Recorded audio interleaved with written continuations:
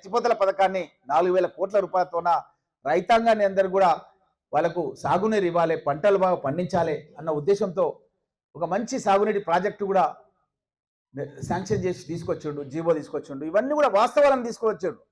కానీ వాళ్ళు చేయలేదే. వాళ్ళ గతం లోపల నరేంద్ర రెడ్డి ఎక్కడ పోయాడు మరి ఇవన్నీ చేసినప్పుడు? అవన్నీ పథకాలు తీసుకొచ్చినప్పుడు, ఇవన్నీ శిలాపలకాలు వేసినప్పుడు దానికి నిధులు ఇవ్వాలి, మీరు కట్టాలని అడిగే బాధ్యత లేకుండా నరేంద్ర రెడ్డికి ఆయన ఏం చేసిండు? ఈ దాడి జరిగిన తర్వాత ఆ యొక్క తాండలకు పోయి ముఖ్యమంత్రి వచ్చినా కలెక్టర్ వచ్చినా తరిమి తరిమి కొట్టాలి, ఇంతకు మూడింతలు చేయాలి మీరు. దీనికి అండగా కేటీఆర్ ఉంటాడు, కేసీఆర్ ఉంటాడు, హరీష్ రావు ఉంటాడు. ఈ విధంగా మాట్లాడలేదా?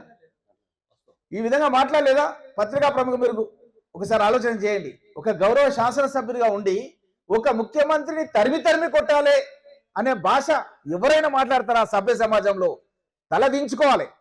ఈ మాటలు మాట్లాడినందుకు తలదించుకోవాలి. ఈరోజు కోర్టుకు వచ్చి కూడా ఒక మనిషితో మాట్లాడిపిస్తున్నాడు, ఆయన శిష్యునితోన ముఖ్యమంత్రి గారికి వ్యతిరేకంగా మాట్లాడిపిస్తున్నాడు. ఎంత బాధాకరం ఇది! ఎక్కడైనా ఎవరైనా ఇట్లాంటివి చేస్తారా? ఇది కాంగ్రెస్ ప్రభుత్వం ప్రజాపాలన, ప్రజాస్వామ్యం పైన నమ్మకం ఉంది కాబట్టి ఇంతవరకు ఎలాంటి యాక్షన్ తీసుకోలేదు. మా కార్యకర్తలు, నాయకులు ఎక్కడిదక్కడ ఊర్లలో చాలా కోపంగా ఉన్నారు.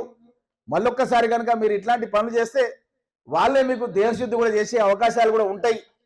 కాబట్టి మీరు మీ జాగ్రత్తలో ఉండి ఒక బాధ్యతాయుతమైనటువంటి పౌరులుగా మీరు ఉండాలి తప్ప ఇష్టం వచ్చినట్టు మీరు స్టేట్మెంట్లు ఇచ్చి సోషల్ మీడియా లోపల ఏదంటే అది పెడతామంటే ఎట్టి పరిస్థితుల్లో కూడా కాంగ్రెస్ ప్రభుత్వం రేవంత్ రెడ్డి గారి నాయకత్వంలో మేమంతా కూడా చూస్తూ ఊరుకోమని గట్టిగా హెచ్చరిస్తూ ప్రజాపాలనలో భాగంగా ప్రజలకు ఇచ్చినటువంటి హామీలన్నింటినీ కూడా అమలు పరుస్తాం. మీకు అందరికీ తెలుసు, మన వికారాబాద్ జిల్లాకు దగ్గర 950 కోట్ల రూపాయలు రుణమాఫీ కింద ఇచ్చినాం. మన కొడంగల్ నియోజకవర్గానికి 300 కోట్లు ఇచ్చినాం. పరిగి నియోజకవర్గానికి 260 కోట్లు ఇచ్చినాం.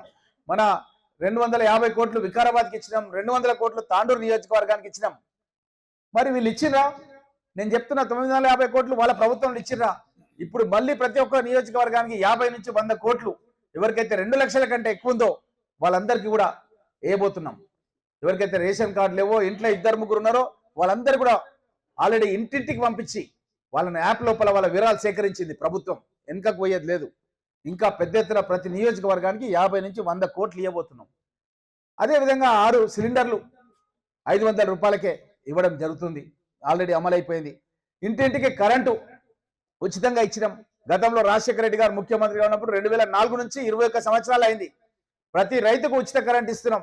అది కేవలం సర్వీస్ ఛార్జెస్ మాత్రమే పే చేస్తారు. అప్పుడు 10 రూపాయలు ఉండే, ఇప్పుడు 30 రూపాయలు అయింది 21 ఏళ్ళలో. కానీ కరెంట్ బిల్ కడతలేం.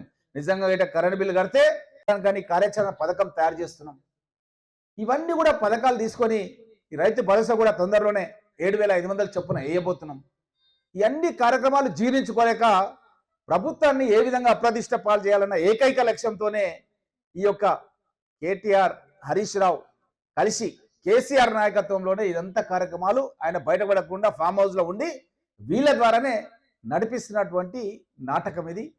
హరీష్ రావు మొన్న ఏమిస్తున్నా అంటే పేపర్లో ఒకే ఒకసారి ఫోన్ చేసిండు సురేష్ అని మాట్లాడి నరేంద్ర రెడ్డికి. పోలీసు వాళ్ళు వాళ్ళ యొక్క రిమాండ్ షీట్లు కానీ ఎఫ్ఐఆర్లు కానీ రాశారు క్లియర్గా. 71 రోజులల్లా 60 సార్లు మాట్లాడాడు. 71 రోజులల్లా 60 సార్లు మాట్లాడాడు ఈ యొక్క సురేష్ అనే వ్యక్తి. ఈ విధంగా ప్రజలను ఎట్లా మభ్యపెట్టాలని చూస్తున్నారు. గతంలో కూడా శాసనసభలో హరీష్ రావు ఇట్లే మాట్లాడాడు. ప్రాణహిత చెవెళ్ల పేరిట కాంగ్రెస్ పార్టీ నాయకులు మొబిలైజేషన్ అడ్వాన్స్లు మెక్కేసిరు అన్నాడు. నేను ఆర్టీఐ కింద కాగితం తీసుకున్నా. దాంట్లో కాంగ్రెస్ పార్టీ నాయకులు ఎవరు లేరు. మొబిలైజేషన్ అడ్వాన్స్ అనేది అగేన్స్ట్ ది బ్యాంక్ గ్యారంటీ, అది రికవరీ కూడా అయిపోయింది.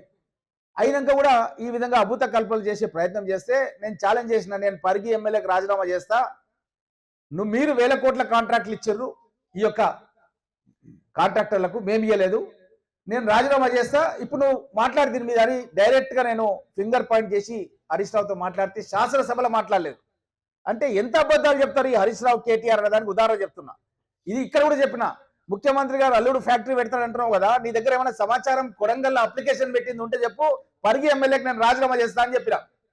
అసలు సమాధానం చెప్పలే.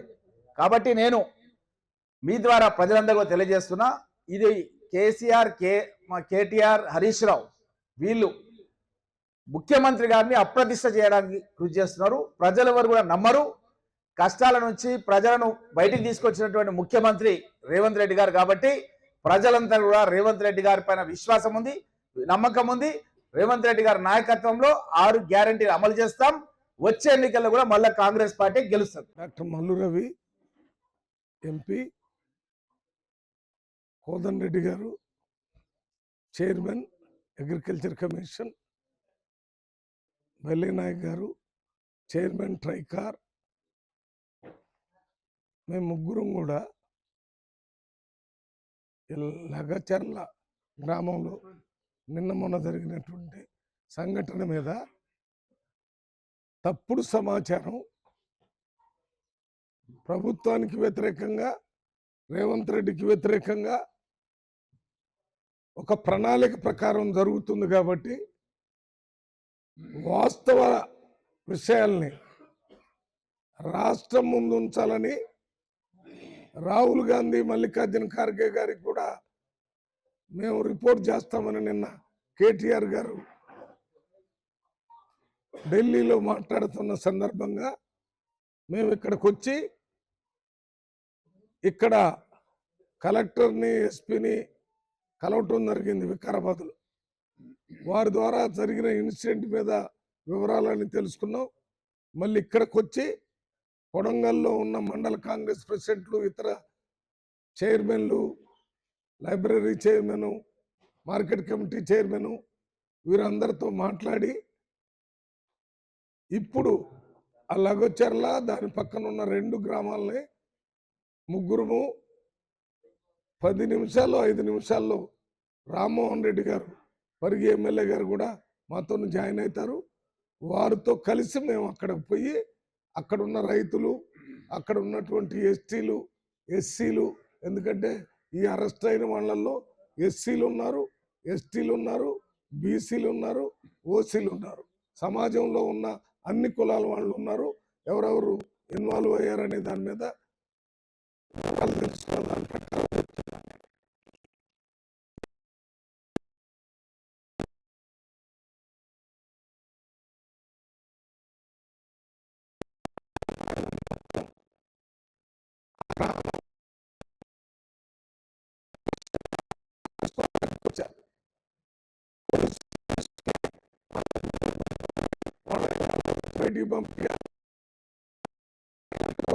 ఎవరు రాలేదు.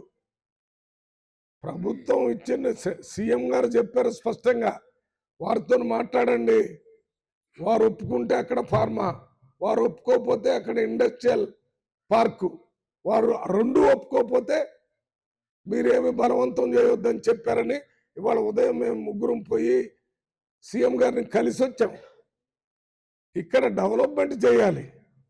ఈ ప్రాంతంలో డెవలప్మెంట్ అయితే ఉద్యోగాలు వస్తాయి, పిల్లలు చదువుకుంటారు, ఆ ప్రాంతం అభివృద్ధి చెందిద్దని అక్కడ చేశారు. అది కాకుండా ఆయన ముఖ్యమంత్రి అయిన దగ్గర నుంచి ఇప్పటి వరకు దాదాపు 4,500 కోట్ల రూపాయలు అభివృద్ధి కార్యక్రమాలను ఇక్కడ తీసుకొని చేయటం జరిగింది. మరి ముఖ్యమంత్రిగా ఆయన రాష్ట్రం మొత్తం చూస్తూ మొత్తం రాష్ట్రం ఒక వంతు, కొడంగల్ ఒక వంతు. మరిన్ని వీడియోస్ కోసం ఛానల్ ని సబ్స్క్రైబ్ చేయండి. లేటెస్ట్ అప్డేట్స్ కోసం వాట్సాప్ ఛానల్ ని ఫాలో అవ్వండి. అండ్ లింక్ డిస్క్రిప్షన్ లో ఉంది.